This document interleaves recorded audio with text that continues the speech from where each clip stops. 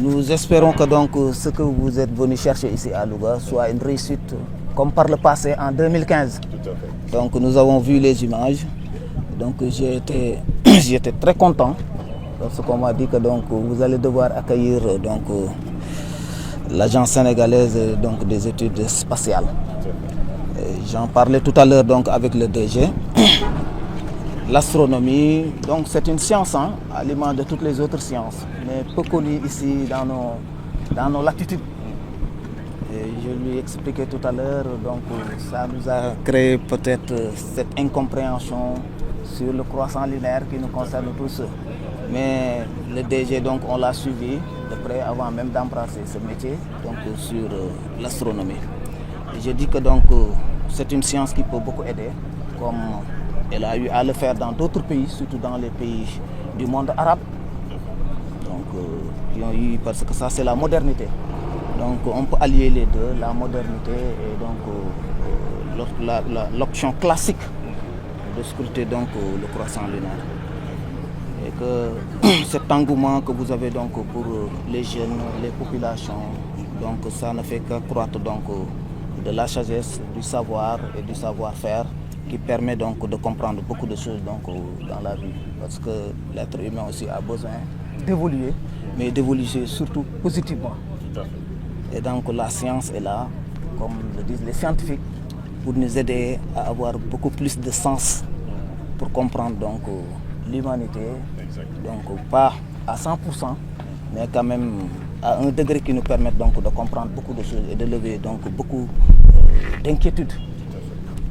Sur ces mots, donc, je vous souhaite encore une fois la bienvenue ici à Louga. Et Merci. que les activités que vous prévoyez de faire aujourd'hui se déroulent correctement.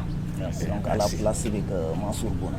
Merci infiniment, monsieur le gouverneur. Merci aussi, monsieur le préfet, de votre présence. Je pense que vous avez dû avoir la chance de suivre dans la presse le lancement de cette caravane dimanche par son Excellence le Président Bassirou Diomaye Faye.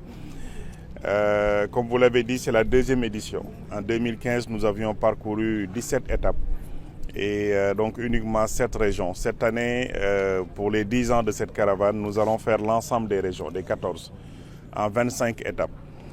Et le concept qui, au départ, était dédié à l'astronomie a été élargi. Pour cette édition, ça s'inscrit dans le cadre d'un projet beaucoup plus global qui s'appelle le projet Scène Spatiale, financé par l'ambassade de France et avec le soutien donc de la coopération LuxDev, nous avons pu élargir ce projet et d'autres partenaires sont venus donner également leur coup de main. Nous avons la Sonatel qui nous accompagne et un véhicule qui est là-bas équipé d'une antenne satellite qui permet à la caravane d'être connectée sur Internet grâce au satellite, partout où nous serons. Comme vous le savez, il arrive des moments où la connexion câblée ne touche pas certaines zones, qu'on appelle des zones blanches.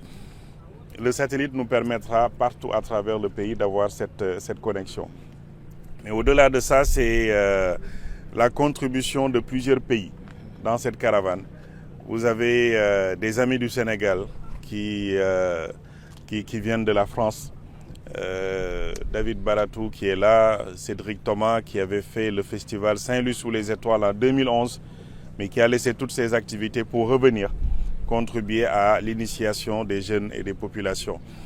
Nous avons des invités de la Slovaquie, nous avons des invités du Tchad, de la Côte d'Ivoire, et tout ça, ça montre en fait que la science reste quelque chose d'universel.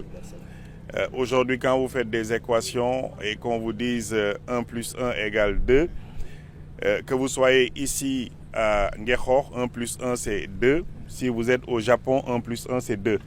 Donc c'est un langage universel, tant qu'on est sur la même base de calcul. Et ce que nous voulons aujourd'hui avec cette caravane, c'est pousser les jeunes à retourner et à rester dans les filières scientifiques. On est conscient qu'il faut de tout pour faire un monde. Aujourd'hui, les filières littéraires apportent une grande contribution, si même on peut citer les corps qui sont aujourd'hui dans l'administration, mais de façon beaucoup plus générale, les sciences, on en a besoin parce que nous sommes dans l'ère du numérique aujourd'hui et du chiffre, comme le dit souvent l'ancien SEMGA, le général Mansour Seck. Alors, si le Sénégal investit massivement dans le numérique, on a lancé le New Deal technologique il n'y a pas longtemps. On a mis en place une agence spatiale, on a lancé un premier satellite. Mais quand vous regardez derrière, vous constatez qu'au bac, il n'y a que 16% de jeunes qui s'intéressent aux sciences et ça ne cesse de décroître. C'est inquiétant. Ça veut dire que si on suit cette tendance d'ici peut-être 10-15 ans, on n'aura même pas 5% de jeunes dans les filières scientifiques. Alors comment pouvons-nous demain espérer produire des téléphones comme ça, produire des micros comme ça, des véhicules, des satellites, si nous n'avons pas de jeunes qui s'intéressent aux sciences? On restera éternellement des consommateurs et non des producteurs. Et c'est pour ça qu'on a pris cette décision d'aller partout à travers le pays, rencontrer les jeunes, leur dire pourquoi il faut rester dans les filières scientifiques et qu'est-ce qui s'attend à ces jeunes comme métier dans le domaine du spatial. Il y en a qui vont être demain des ingénieurs en optique, qui vont être des ingénieurs en électronique, en mécanique. Ils pourront tous travailler dans le secteur spatial, mais inonder d'autres disciplines. C'est transversal.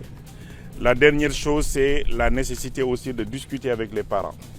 Très souvent, c'est les parents qui demandent aux jeunes de laisser les sciences parce que parfois, c'est des études longues ou complexes pour aller faire des choses où en 1 année, 2 ans, on a fini, on gagne de l'argent.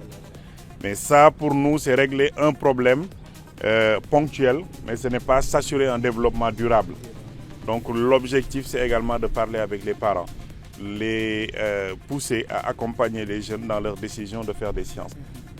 Donc on installe ce village scientifique, on passe une journée à Louga. On aurait souhaité passer au moins 2 jours.